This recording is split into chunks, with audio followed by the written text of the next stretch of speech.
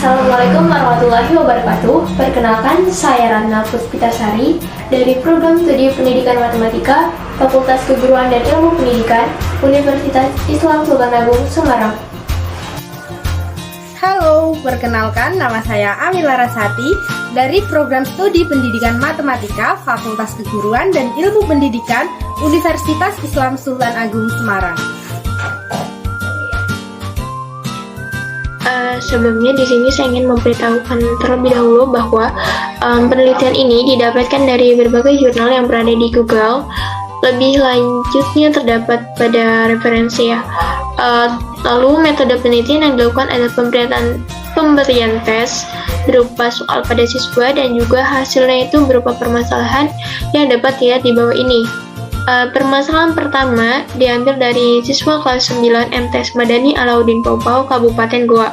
Nah, di sini itu terdapat sebuah kesalahan konsep, dan kesalahan seperti ini biasa terjadi karena siswa kurang mampu memahami soal, menggambarkan ilustrasi yang diketahui dalam soal, dan tidak tahu dalam penggunaan rumus yang tepat.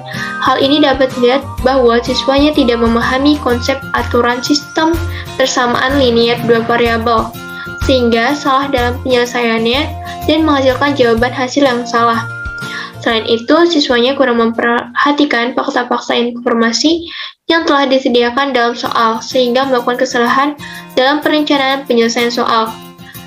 Di sini itu ada sebuah pertanyaan bahwa di bawah ini adalah 3 tower yang memiliki tinggi yang berbeda dan disusun dan tersusun dari 2 bentuk, yaitu bentuk segi 6 dan persegi panjang. Gambarnya dapat dilihat di sini. Di sini pertanyaannya itu adalah berapa tinggi tower yang paling pendek tersebut.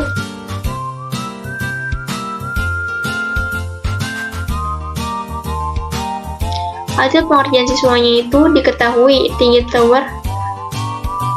Hasil pengajaran siswa diketahui tinggi tower 1 itu adalah 20 cm, tinggi tower 2-nya itu adalah 19 meter, dan tinggi tower 3 yang ditanyakannya. Penyelesaiannya, tinggi tower 3 sama dengan tinggi tower 1 dikurangi tinggi tower 2, sehingga 21 meter dikurangi 19 meter. Jadi, tinggi tower 3-nya itu adalah 2 meter.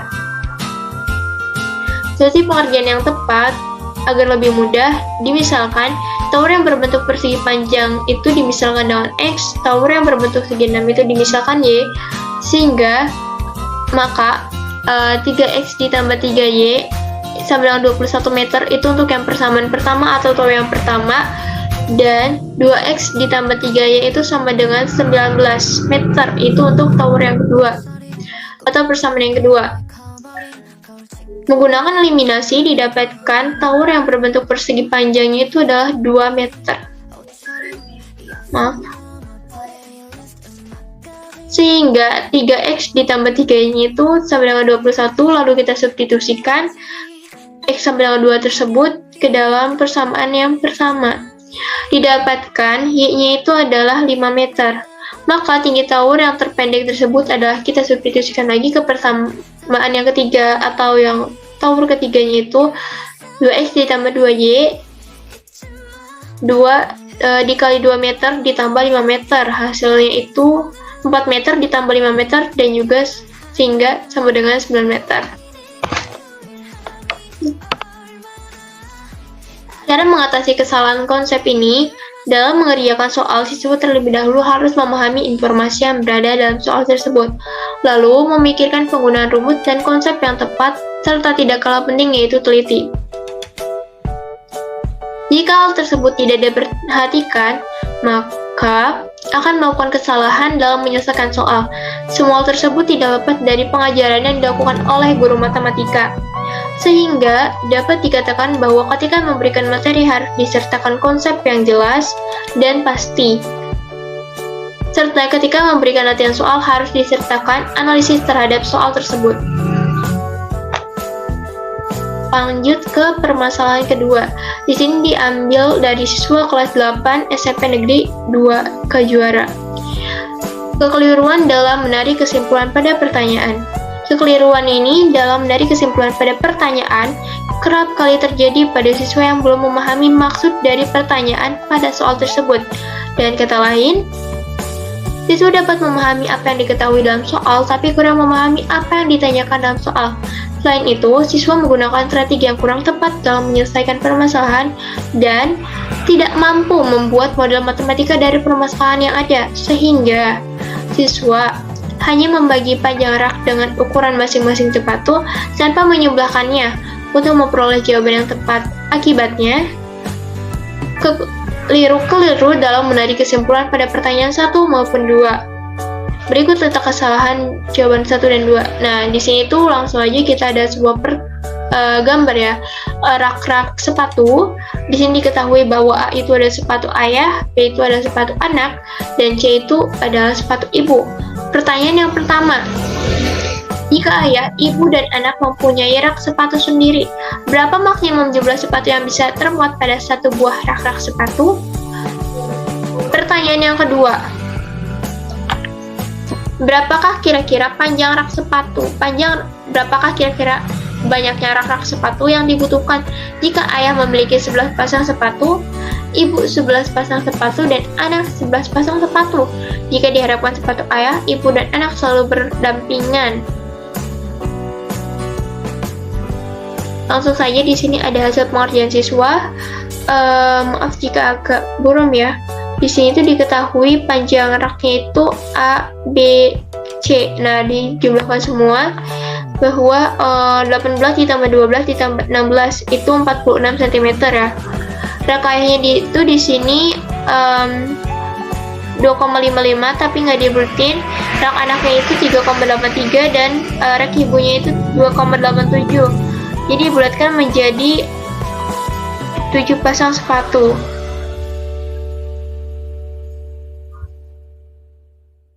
Lalu di sini ada solusi pengerjaan yang benar. Diketahui panjang rak A ditambah B ditambah C, berarti 18 ditambah 12 ditambah 16 itu adalah 46 cm.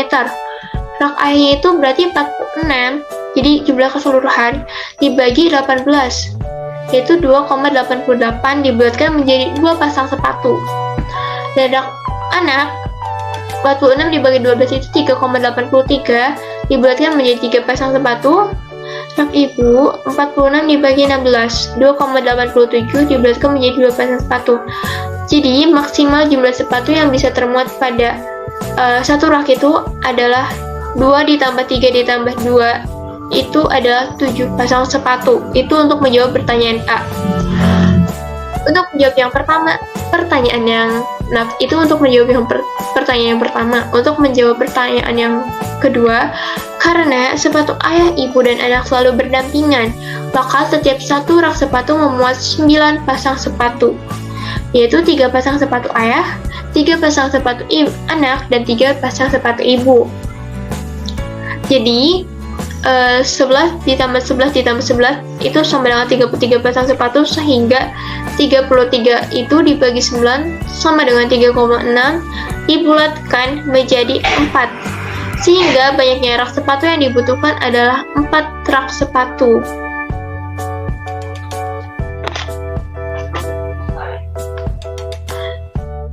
Cara mengatasi kekeliruan dalam menarik kesimpulan pada pertanyaan ini.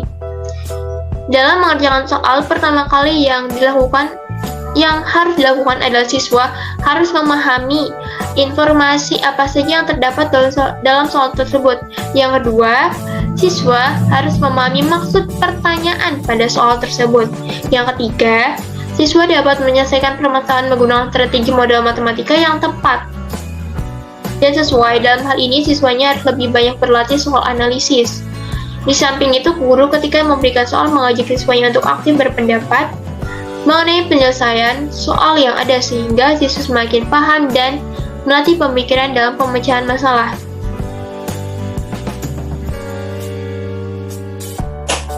Selanjutnya yaitu permasalahan ketiga.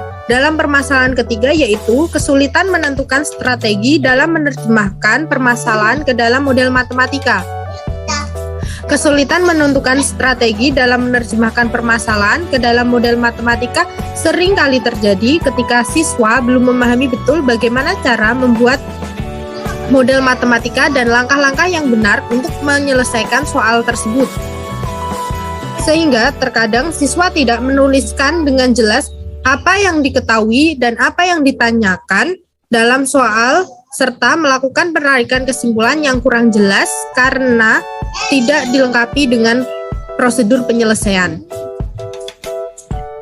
Dengan kata lain, siswa memahami dengan baik apa yang diketahui dan apa yang ditanyakan dalam soal, namun siswa tidak mampu menjelaskan strategi yang digunakan dalam menjawab soal. Siswa yang mengaku bahwa menemukan jawaban dengan cara menebak-nebak, meskipun jawaban akhir benar namun tidak melakukan prosedur yang tepat dalam memperoleh jawaban tersebut. Dan berikut adalah soal yang terdapat dalam permasalahan ketiga. Perhatikan gambar mobil-mobilan yang terbuat dari kulit jeruk berikut. Mobil-mobilan dari kulit jeruk Bali merupakan salah satu mainan tradisional anak-anak Indonesia. Pak Arif ingin membuat beberapa mobil mainan tersebut untuk anak-anak di sekitar rumahnya. Adapun bahan-bahan yang diperlukan untuk membuat mobilan tersebut adalah sebagaimana yang tertera dalam tabel di bawah ini. Berikut adalah tabel dalam permasalahan ketiga. Tabel pertama yaitu berisi bahan-bahan, ada lidi, kulit untuk badan, dan ban mobil. Sedangkan tabel yang kedua yaitu jumlah yang diperlukan untuk membuat sebuah mobil. Yaitu yang digunakan adalah 3, kulit untuk badan 2, dan ban mobilnya yaitu 4. Jumlah yang tersedia. Lidi tersedia 27 buah, kulit untuk badan tersedia 19 buah, dan ban mobilnya tersedia 30 buah. Pertanyaannya, berapa banyak mobil yang dapat dibuat oleh Pak Arif dari bahan yang tersedia? Berikan alasan Anda. Berikut adalah hasil pengerjaan siswa. Apabila di situ masih kurang jelas, dapat dilihat dalam jurnal yang terdapat pada referensi. Dan solusi pengerjaannya, yaitu yang pertama, diketahui jumlah lidi yang tertera yaitu 27, jumlah kulit untuk badan 19, dan jumlah ban mobilnya ada 30. Yang ditanyakan, berapa banyak mobil yang dapat dibuat oleh Pak Arif dari bahan yang tersedia, yaitu penyelesaiannya. Jumlah item yang ada dibagi keperluan sama dengan 1 kerangka mobil. Lidi sama dengan 27 dibagi 3 sama dengan 9. Kulit untuk badan sama dengan 19 dibagi 2 sama dengan 8 dan dibulatkan ke 9. Ban mobil sama dengan 30 dibagi 4 sama dengan 7,5 dibulatkan ke 7. Jadi banyak mobil yang dapat dibuat Pak Arif adalah 7 mobil dilihat dari 1 kerangka ban mobil. Cara mengatasi kesulitan menentukan strategi dalam menerjemahkan permasalahan ke dalam model matematika. Dalam menyelesaikan soal, siswa harus berlatih menerjemahkan permasalahan yang ada ke dalam model matematika dan menentukan strategi berupa langkah-langkah dalam menjawab soal tersebut. Selain itu, siswa harus berlatih menyimpulkan permasalahan dan jawaban yang jelas sesuai dengan data atau informasi yang ada. Di samping itu, peran guru dalam hal ini dapat membimbing siswanya agar dapat menyelesaikan permasalahan dengan prosedur yang benar dan baik. Selanjutnya yaitu permasalahan keempat. Pada permasalahan keempat yaitu kekeliruan dalam menafsirkan suatu informasi pada soal. Kekeliruan dalam menafsirkan informasi pada soal kerap terjadi pada siswa yang belum memahami maksud dari soal tersebut. Dengan kata lain, siswa sudah paham dengan strategi dalam menyelesaikan soal tersebut, tapi kurang memahami informasi dalam soal. Sehingga terjadi kesalahan dalam menentukan hasil akhir dari soal tersebut. Berikut adalah soal pada permasalahan keempat. Perhatikan gambar di bawah ini. Alas kandang kambing berukuran 2 x 2 meter. Seekor kambing diikat dengan menggunakan tali yang panjangnya 1,6 meter pada salah satu tiang di pojok luar kandang. Jadi luas daerah yang dapat dijelajah kambing adalah titik-titik meter persegi. Hasil pengerjaan siswa. Di situ diketahui sisi dari kandang kambing sama dengan 2 meter dan Tali yang digunakan untuk mengikat kambing sebagai jari-jari yaitu 1,6 meter. Yang ditanyakan adalah luas daerah yang dijelajah kambing. Penyelesaiannya maka luas sama dengan 1/4 dikali luas lingkaran sama dengan 1/4 dikali pi dikali jari-jari kuadrat. Di sini pi-nya menggunakan 3,14, maka 1/4 dikali 3,14 dikali 1,6 kuadrat sama dengan 1/4 dikali 3,14 dikali 2,56 disama dengan 1/4 dikali 8,0384, maka hasil akhirnya yaitu 2,0096 meter persegi. Penyelesaian solusi pengerjaan pada penyelesaian siswa tersebut adalah daerah yang dijelajah kambing berbentuk juring lingkaran dengan sudut pusat 270 derajat dan panjang jari-jari 1,6 meter. Luas daerah yang dijelajah kambing adalah luas sama dengan 270 derajat per 360 derajat dikali luas lingkaran sama dengan, maka itu disederhanakan terlebih dahulu menjadi 3/4 dikali pi kali jari-jari kuadrat sama dengan 3/4 dikali 3,14 dikali 1,6 kuadrat sama dengan 3/14 dikali 3,14 dikali 2,56 sama dengan 6,03 meter persegi.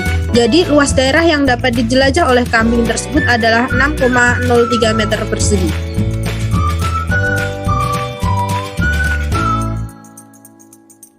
Cara untuk mengatasi kekeliruan dalam menafsirkan suatu informasi dalam mengerjakan soal, pertama kali yang dilakukan adalah siswa harus memahami informasi apa saja yang terdapat dalam soal tersebut. Karena jika salah menafsirkan informasi, maka hasil akhir yang didapat tidak tepat. Kedua, siswa harus memahami maksud dari pertanyaan pada soal tersebut.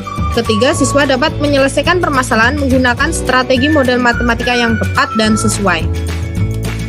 Dalam hal ini, siswa harus lebih banyak berlatih soal analisis. Di samping itu, guru ketika memberikan soal mengajak siswanya untuk aktif berpendapat mengenai penyelesaian soal yang ada, sehingga siswa semakin paham dan melatih pemikiran dalam pemecahan masalah. Dari keempat permasalahan literasi matematika tersebut dapat diambil kesimpulan, yaitu permasalahan literasi matematika yang sering terjadi pada siswa adalah kesalahan konsep, kekeliruan dalam menarik kesimpulan pada suatu pertanyaan, kesulitan menentukan strategi dalam menerjemahkan soal ke dalam bentuk model matematika, dan kekeliruan dalam menafsirkan suatu informasi pada soal. Literasi matematika tidak boleh hanya dibebankan pada satu pihak saja atau siswa, akan tetapi peran guru sangatlah penting untuk membimbing, mengarahkan, dan memberikan dorongan dalam upaya menyelesaikan permasalahan dalam literasi matematika. Untuk meningkatkan literasi matematika siswa yang perlu diskusi di kelas, berpendapat mengenai penyelesaian permasalahan tersebut dan menerapkan langkah atau prosedur penyelesaian tersebut pada objek nyata.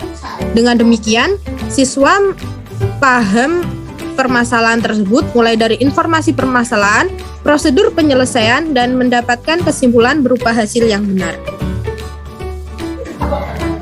Itu saja yang dapat saya dan teman saya sampaikan. Kurang lebihnya mohon maaf. Semoga bermanfaat. Wassalamualaikum warahmatullahi wabarakatuh.